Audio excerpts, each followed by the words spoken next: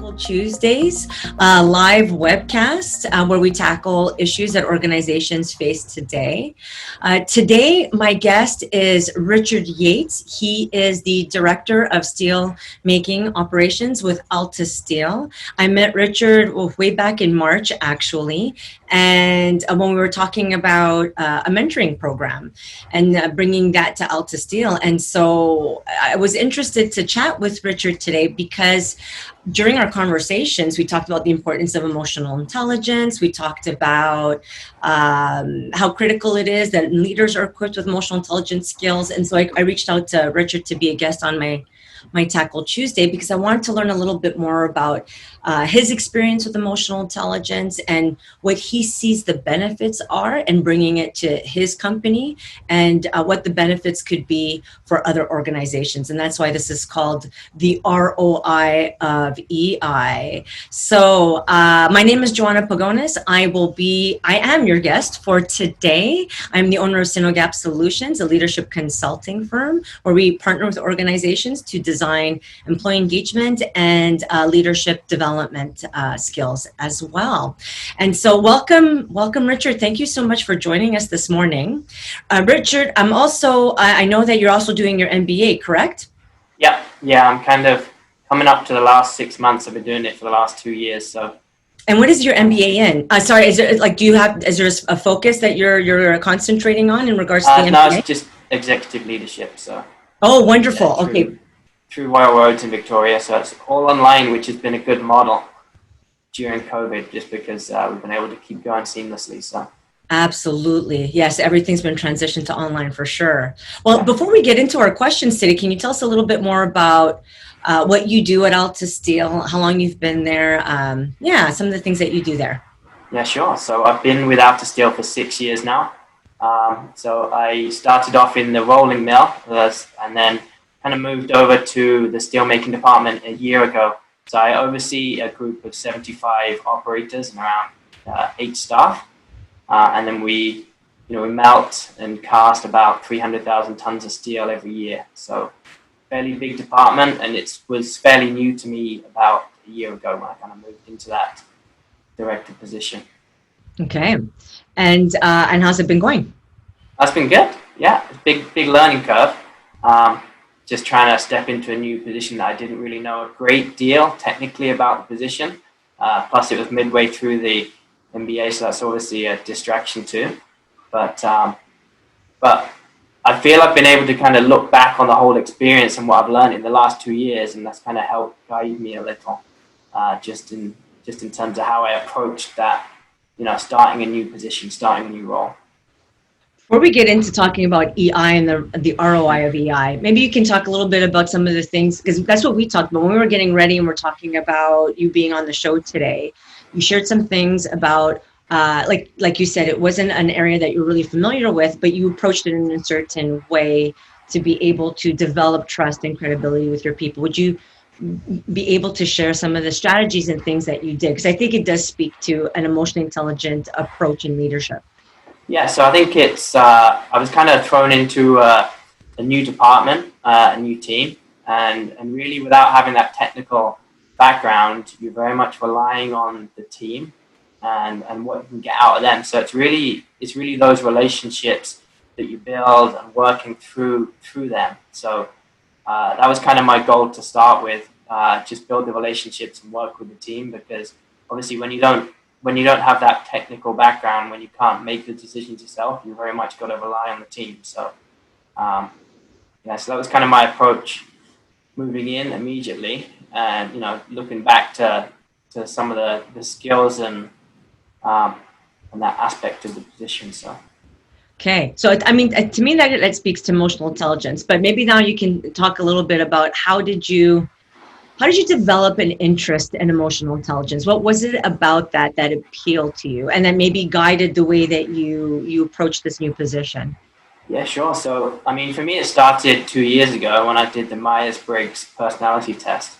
So one of the scales is thinking and feeling, right? So I scored very much towards the thinking side and very low on the feeling side. Now, I'm an engineer by by trade. So I like to try and think logically about things. I like to try and fix things, always try and find the solution. Now scoring low on feeling, I don't take, kind of highlighted the weakness, I don't take a lot of time to think about the emotional side. And I know if you talk to my wife too, she'd probably agree that that's good. So it was, that was a bit of a gap for me. So it's like, how do you develop that side? And that, how do you start to learn some more empathy and understand from that, really from that feeling aspect when it doesn't come naturally to me. So that highlighted the gap, and then move a year later when I actually got to study emotional intelligence for 3 months as part of the course. So you really, and that started with an EQ 360, where it's a 360 report where you get your subordinates, co-workers to rate you, and then you rate yourself, and just to see where I scale and where people perceive me, which kind of highlighted another couple of weaknesses in emotional expression. Okay. And and then I was forced into developing an action plan to. Okay. And this is through your MBA, right? You did the EQ assessment through your MBA. Okay. Yeah. So that really, I found that a really useful tool. Personally, it's all been throughout this couple of years. It's all been self-reflection. Looking at yourself. How can you, and how do you interact with other people? So it really, highlighted the gap, and then how do I fix it with some emotional intelligence? So. Right. Oh, you said so many wonderful things. Okay, to kind of recap, because you said some things that resonated with me. So prior to the Myers, you said it was a Myers-Briggs, right? Myers-Briggs, yeah. But prior to that, you hadn't heard of emotional intelligence before then? No. Yeah. Nope. No. Okay. And you said that did you instinctively know that you were more of a thinker than a feeler before you got those results? Yeah, I think so. I think I've always been kind of logical. I have to find the logical solution to things, almost mechanically minded, because you're working in heavy industry. Things either work or they don't. But then when you're trying to deal with relationships, it's not always as simple as that, right? Just because you bring that feeling element in. Yeah. So. Okay. Absolutely. So. Okay, wait, before we get into that, because that's a whole interesting conversation too. You said, okay, so a year later, you start your MBA. So up until that point, okay, so you start to get more self-awareness around the feeling part and the importance of relationships and not just systems and processes, correct? Yeah, absolutely. And then through the MBA. So if you hadn't done the MBA or an EQ through the MBA, do you think you would have ever done it? I don't like think a 360? So, no, I know the Amanda, the director of HR, had talked about emotional intelligence. She had a few books. I know she's given the books out, but it's not something I'd have ever kind of got into myself. It's really been through that self-reflection and forcing yourself to look at, how do you manage, how do you lead, how do you interact with others. So absolutely. I think you've got to start the journey there, looking at yourself first. So. Right. So that's a good thing that they have that at the MBA, because I do believe that. I think all leaders, anybody who's in a leadership position, it all starts with self-awareness. Yeah, it's actually an elective. You actually have to choose the subject, right? So it's so not everyone gets to do it, but there's a lot of discussion that it should almost be mandatory. I mean, as something for a leader. I mean, it's kind of well known that you can't ever develop a higher IQ. Right. So, as you go through life, you can't really you can learn more things, but how do you develop leaders? How do you kind of improve them? And you can improve EQ, right? Your emotional intelligence, something you can learn, it usually improves through age. So, it's something that we've looked at to say, hey, how can you bring the rest of the staff up? Absolutely. Yes. Okay. So first you said, obviously, all good leaders it starts with self-awareness to understand where you're at in terms of your ability to develop relationships. And I love what you said too, because IQ is your IQ, but EQ can be developed. It can grow, and you can learn how to become more emotionally intelligent, increase your EQ, right? And you did say something that really was interesting to me too. You said that your job is very technical, obviously, but it was the people side, right? So that's my question. How much of your job is dependent on the technical skills? How much of is it dependent on the people skills? And how has your exposure and your learnings in emotional intelligence supported you in the people skill? Yeah, I'd say the majority. I mean, you're probably going 70, 80% is around the relationship side with people. I'm not the person out there making the steel. It's the operators that are making the steel. So it's, how do you motivate and how do you get the best from people and understand everyone? And even, the supervisors, managers, they're the they're the feet on the ground. So really for me, it's a lot heavier weighted towards the relationship side. How can you build those relationships, which is why some of those soft skills are so important. Mm-hmm. And when you're talking about an industry like steel, that's male dominated, it's heavy industry. It's not something that's really developed and fostered. How do you train and develop? We think very much technically. How can we make more tons in a day? How can we improve production safely? So we don't often take our mind to that. We just think of an engineering solution. So. Yeah, a couple of weeks ago, I was talking to someone. We're talking about the missing EI, the missing ingredient in our OH&S systems, and we were saying that the systems, the processes, the protocols are the head and the hands, the technical skills, but EI is really about leading with the heart. Before we get, because you also said something really interesting I want to get into, which is how do you develop not only your EI, but those of others? But before I get into that, can you talk a little bit about how have you seen, in terms of your ability or confidence in leading others, like you said, to motivate and inspire them to achieve a goal, a task, complete a project? What have you learned, or what are the differences that you've seen before when you were more thinking oriented, and now that you've developed more of an emotional intelligent approach to leading? What are some of the differences you've seen in your leadership styles, abilities, effectiveness? I think definitely moving into this position, I kind of doubled the size of my team. So you're going from like 35 people up to 80. And obviously you can't, trying to manage that bigger area, you can't do everything yourself. So yeah, as you find, you move from an engineer to a senior engineer to a foreman. As I moved up through the career, you can do a lot on your own, and it's more around, what's Richard done today? What have I fixed? What have I improved? But as you kind of move up through that leadership, you're relying on your team so much more. So it's really been that transition for me. How do I get more from people? How do I kind of motivate a team as opposed to how do I do it myself? Mm-hmm. So I kind of look back into your toolbox to say, hey, what are some of the tools I can use to try and motivate a team? It's really looking at that emotional piece. So that's kind of been the journey for me, is how do you transition from being technical and engineer to leading a team? It's, utilizing some of those skills. Absolutely. So you did say that you had after the 360, there was a little bit more of an awareness for you. So one of the interesting ones was on optimism. So I always feel I'm fairly optimistic. I kind of see things fairly in a positive light, but my whole team, everyone scored me really low in optimism. Wow. Why is this? Why do people think I'm not optimistic? And it's not that I don't feel optimistic, it's that I'm not expressive enough. So I don't tell my team, because I also scored low in emotional expression. So I just don't tell people that I'm feeling positive. I don't tell people that, I can see that this is I can see a good thing.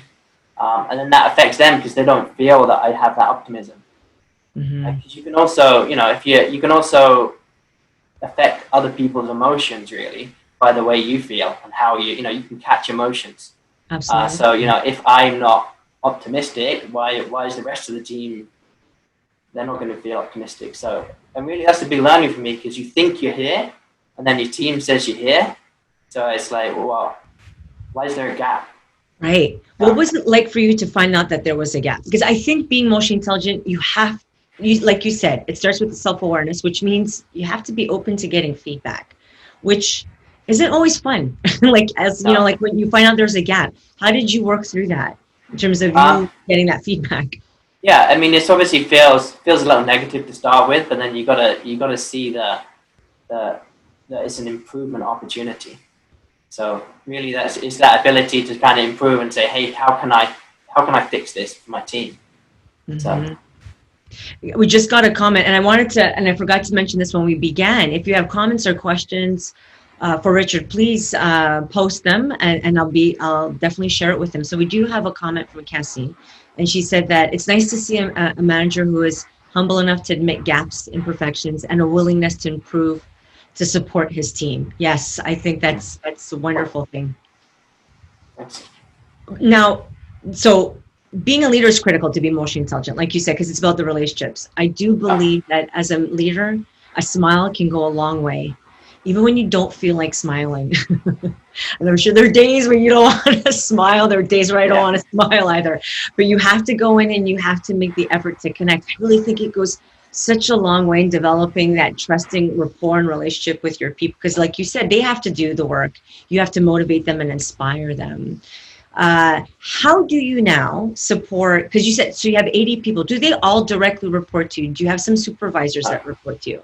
no. There's so I've got six people to reporting directly to me, and then like supervisors, managers, and then the rest of the operators report to them. So there's a supervision level in between.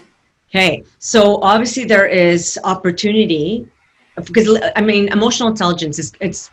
What are your thoughts on terms like who should develop emotional intelligence skills? I think everyone should definitely. If I look at what takes up my time and kind of is inefficient, sometimes it's managing relationships, Mm-hmm. and it's obviously sometimes it's the negative side of relationships. So when people aren't getting on and when they can't come up with a solution, then they kind of come to me and you have to. So if we can make people more aware, if we can improve those relationships, if we can turn it from a negative into a positive relationship, then I think it's going to make the whole business efficient. So if you look at when things get escalated, it's because they're not really going the way. You kind of hear complaints. Hey, he's not doing this. She's not doing this. So um, and I think if I can give the team the tools to work through some of those things, kind of understand that from their own perspective and where's the other person coming from. There's definitely a big efficiency piece. I totally agree. I think some of the grievances I've seen throughout my career could have been so avoided because a lot of it was misinterpretation of something that somebody said, assumptions that were being made, interpersonal conflict that just escalated because it wasn't dealt with. People avoided it for a long period of time. And I was Yeah, reading from Brene Brown, and she was talking to a legit rocket scientist. And he says, I don't need this stuff on vulnerability and blah blah blah. I don't need this stuff. And she's like, well, tell me, what's the hardest part of your job? Is it making sure rockets don't explode in the air or fall out of space? And he goes, no, that's the easy part. We have systems in place for stuff like that. No, it's dealing with people. And then he looked at her and he's like, oh, okay, I guess I do need this stuff. So you talked about the tools to like for yourself and learning how to develop emotional intelligence and the tools that you need to give to your people to develop their EI. So we yeah, talk a lot about EI, and we'll talk a little bit more about, you've talked a lot about the benefits of it and that return on investment, and we'll go more into that. But I think where people get stuck, Richard, is, well, how do I develop my own emotional intelligence and how do I support others in developing theirs? yeah. It's interesting because you almost open your eyes when you start to learn about it, and then you look at the team and you see interactions, and it's like, how do you get that person to, how do you raise their level, right? It's almost frustrating in a way because you kind of wish, hey, if you use this or if you did this, it's there's some other ways. So I guess the challenge is how do we bring it to an organization? I mean, if I look out around at the moment, I don't see a whole lot of training.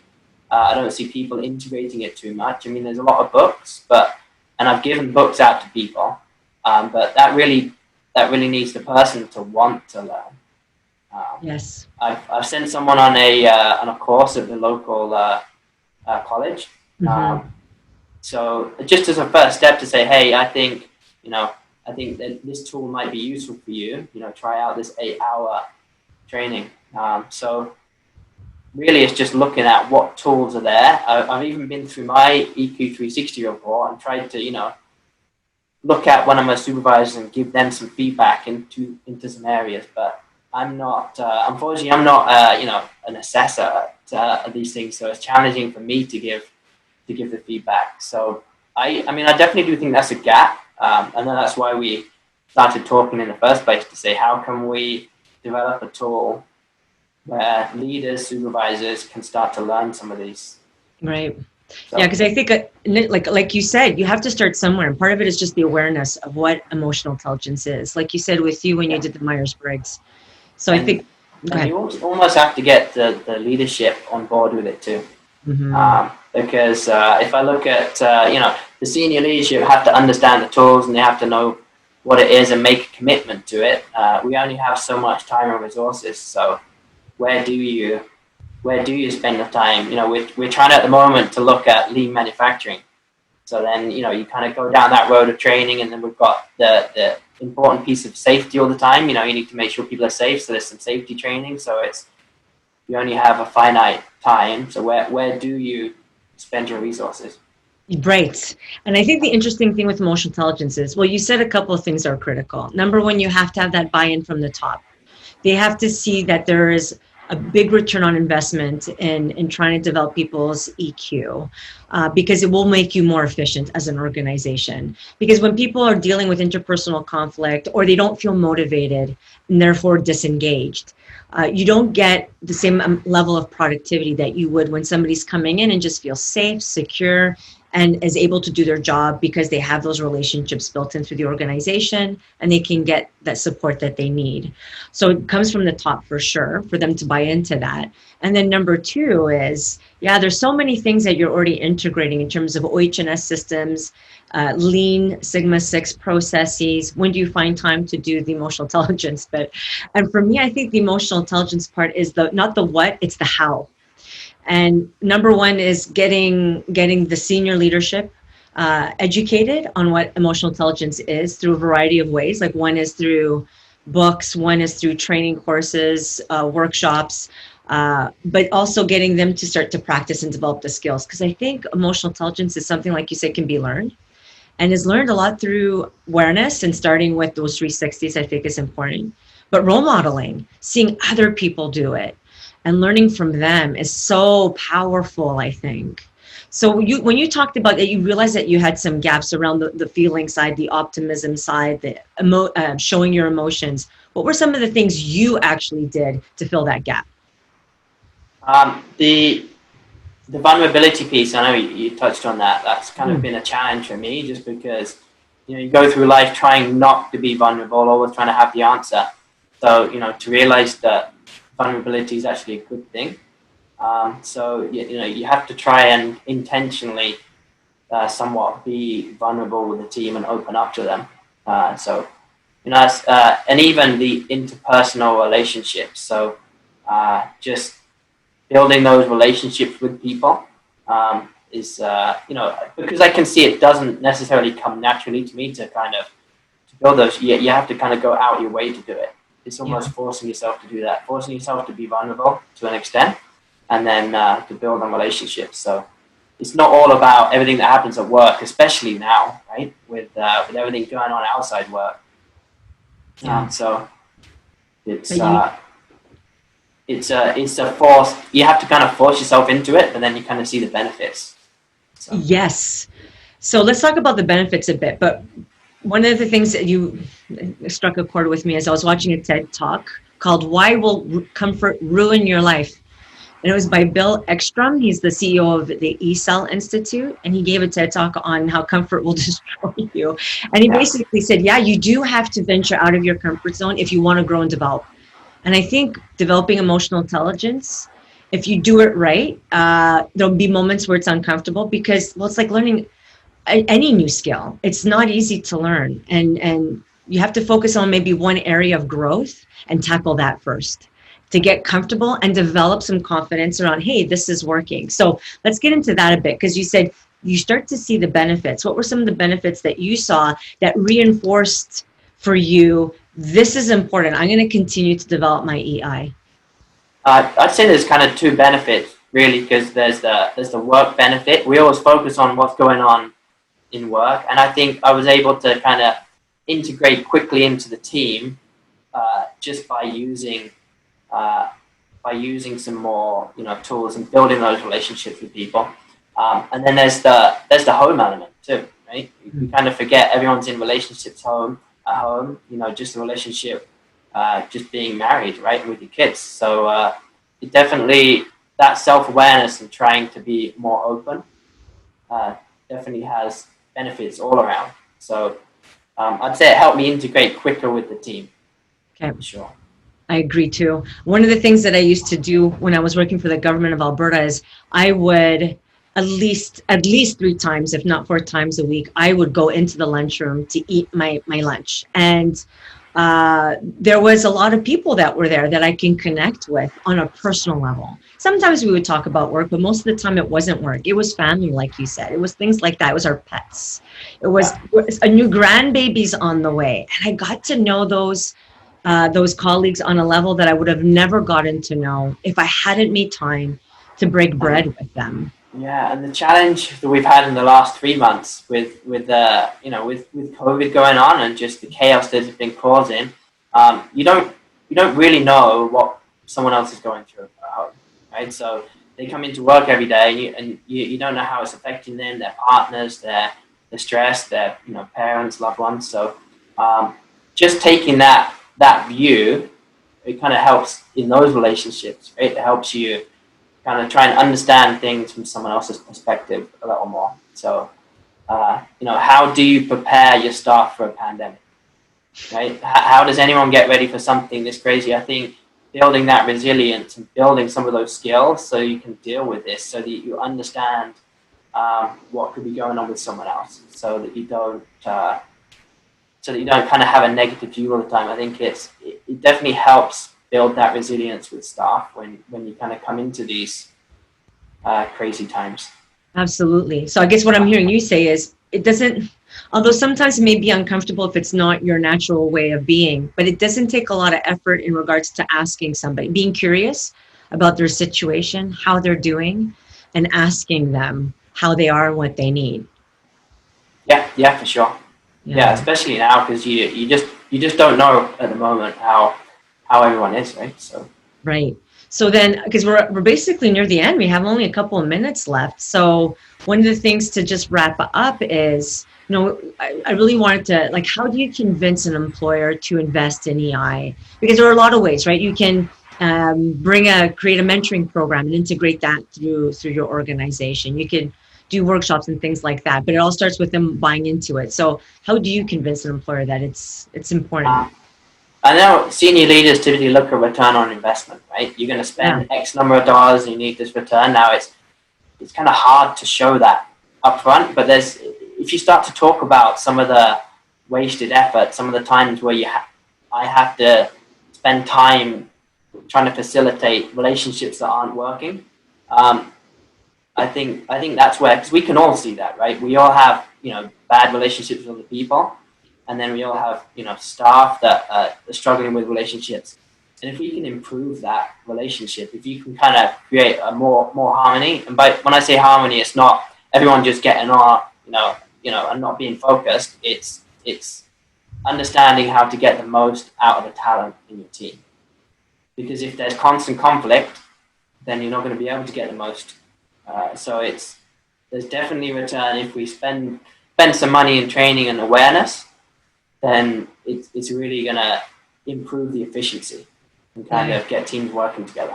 Oh, absolutely. Because I wrote an article called Redefining Productivity. And I said productivity is, based on 3 things. How efficient teams are, how effective they are, and how they communicate.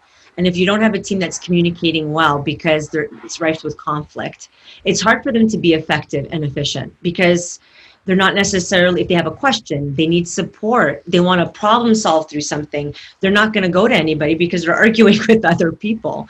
And that actually reduces efficiency and effectiveness. So I like what you said. Conflict can be very, can reduce that ROI. It's not a good money maker when there's a lot of conflict. Yeah. Yeah. So I think that's the way I would try and sell it to senior managers, is that if we can improve the efficiency of relationships, it's going to improve the business. Right. And that can almost be your advantage then, right? If you look, I don't think a lot of people are focused on it. So at the moment, so if you can, it's like an advantage for you. When I was even thinking, because you started on this emotional intelligence journey a long time ago, like couple of years ago. And so what makes an organization resilient to manage through a pandemic is how engaged people are, how connected people are, right? And so ideally you're doing that before a crisis. So when you do encounter a crisis, you already have some resilience that you can fall back on. So it seems like you were successful in creating that resiliency within yourself and your team. By the time you got into the pandemic, you may not have had to deal with as many challenges as other organizations that don't focus on AI. Basically, that's a statement I'm making, or an assumption. Is that accurate? Well, I'd say personally, yeah. It's just how I now take it out to the team, because I think that's just the challenge, is how you take it out to an organization and kind of. I spent 3 months studying it. It's tough to find 3 months for every employee to kind of learn about this, right? So it's. Well, now you gave me an idea for another Tackle Tuesday, to spend one full Tackle Tuesday on things that organizations can do to integrate EI and everything that in their work. Because I'm like, it's great that you have processes in place, but if people are not communicating, they're all for naught. So I think I will spend a Tackle Tuesday doing this. This is good. And then you and I can also talk more offline as well. So, well, that actually brings us to the end of our 30 minutes. Doesn't it go by fast? It does, yeah, it's quick. God, is there anything, so usually right at the end, I give an opportunity to my guests to share anything that they would like to share to our viewers and our listeners, maybe about something that they're doing, working on, something that their company's doing on, or some final thoughts that you'd like to share with them. Now, just to recap the last point, just on that return on investment, is what I really feel that if we can improve relationships, it's going to improve the productivity. If I think of how much time I spend trying to manage that negative side of relationships, I think it's really important. Yeah. And I should give a little shout out to my wife, who's kind of been a big support for me in the last 2 years. Definitely working through this MBA. I know it's kind of been a challenge. So. Oh yeah. Just extra work. So yeah, just a shout out to her. Oh, that's so wonderful. I'm sure she'll appreciate it. I know when I was doing my degree too. Yes, family is everything. When you're working full time and you're going to school, you need the family support. Absolutely. Yeah. Oh, well, thank you so much for speaking with us today. I really wanted to connect with you because, like you said, you are in the steel industry. It is like you said, male dominated. And if EI, leading with the heart, is something that you see value in your industry, then there's no reason why any other industry can't see value or see a return on that investment. So I'm so happy that you took the time to speak with us, to speak with me today, and that our viewers could hear, your experiences as well. So thank you so much. Thank you everyone for listening. Next week, there will be no Tackle Tuesday. I'm actually going to be taking a break and going on vacation, but we will be back on July 21st.